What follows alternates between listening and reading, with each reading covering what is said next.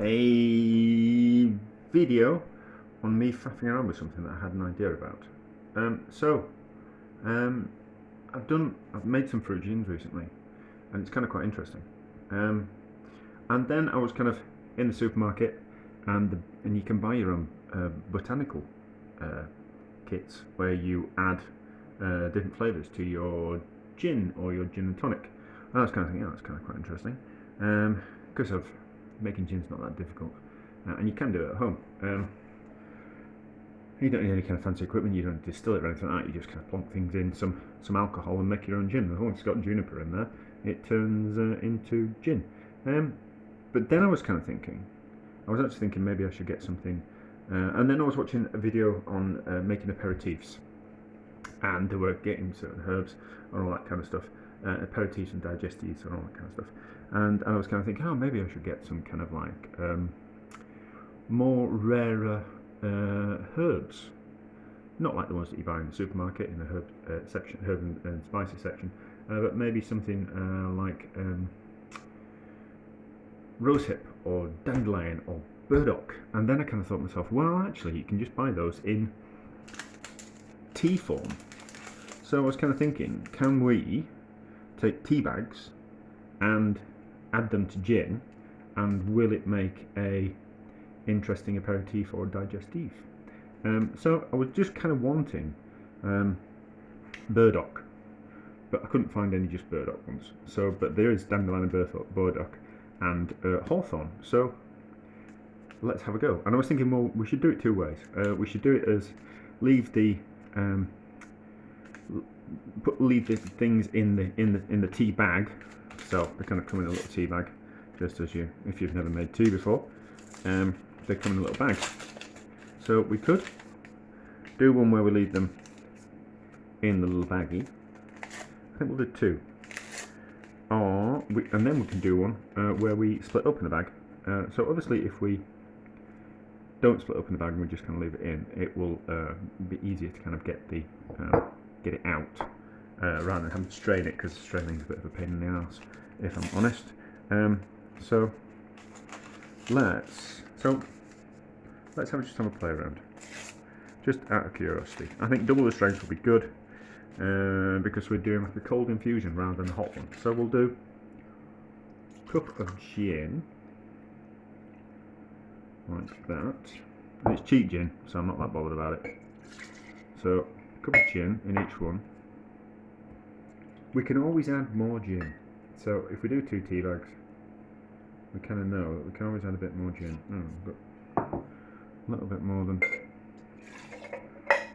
in each. So let's measure the same amount of gin. We might as well just use up all this gin. You can always look at the yield later and see how much I use and kind of correct the recipe type of thing. But I do just like to have an idea and then just kind of go with it instead of anything else. We don't want the paper in, although I don't think there'll be anything harmful in the paper. But we'll just snip those up. Ever ready with my scissors in the drawer. So those in there like that, and then these two we'll split open and we'll see what happens. I did have a cup of tea. I was like, I'll just have a taste, because there is like an old type of drink in the UK called dandelion and burdock. I'm presuming, don't know why it won't be as popular in other parts of the world as well. Anyway, that you have dandelion and burdock, you'll probably have a drink out of that. Kind of like, not like a Coca-Cola is, but like a fizzy drink, fizzy pop, fizzy soda. But anyway, so we'll put 2 of those in there, like that. That's that, because we don't want those that soaking in there, and then we can see what happens. So lid on. Should have got some lids ready, shouldn't I? But no. And got the lids. That's fine. And then we'll just leave it for a few weeks to kind of see what happens. Give it a shake up. Oh, it's already taken a bit of colour. Yeah, it's already taken a bit of colour. So there we go. We'll leave those. We'll see what happens. Yeah. The loose one's already taken more. Well, maybe it hasn't taken more colour on. Maybe it's just that a reception type thing. But anyway, so we'll leave that for a couple of weeks, a couple of days. We'll give it a smell, see what it's like, and see what it turns out like.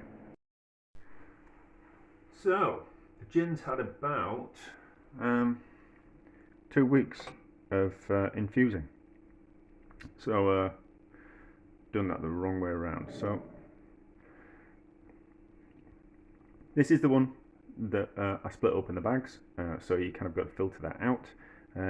And this is the one that I just left the bags closed. So it looks like it's better off to leave it in the bags, so you don't have to filter it, which the filtering is always a bit of a pain. Then we'll just give it a taste.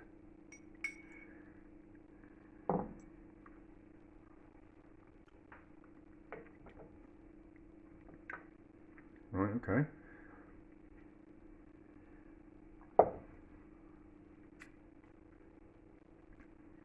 Yeah, they both taste the same as well. Kind of quite bitter. Kind of quite a little bit bitter. Like it could do with a bit of sugar in it. Wait a minute, I've got a bottle of gin somewhere. I've got a last little bit of bottle of gin from something I was faffing around with. So let's just have a try of the gin by itself.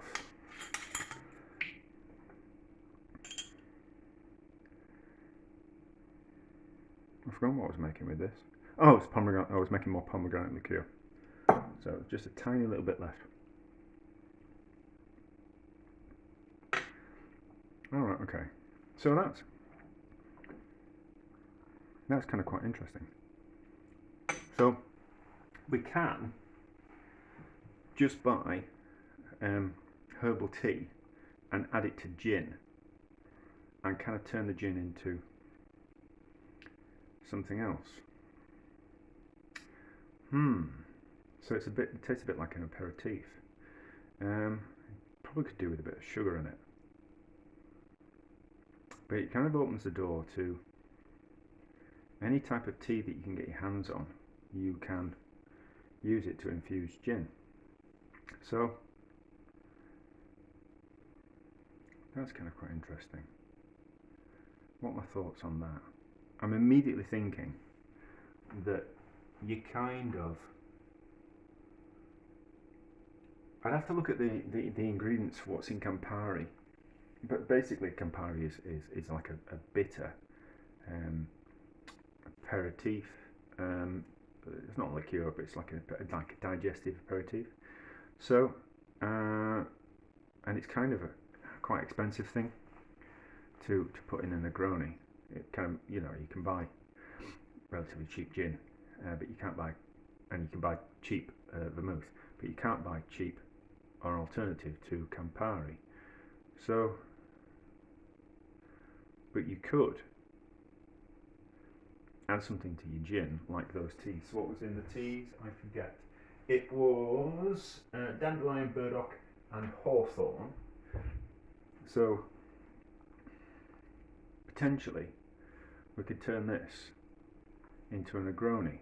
So we could add some sweet vermouth to that, and we might have like a Campari vermouth, a Campari alternative. So the vermouth will kind of sweeten it up a little bit.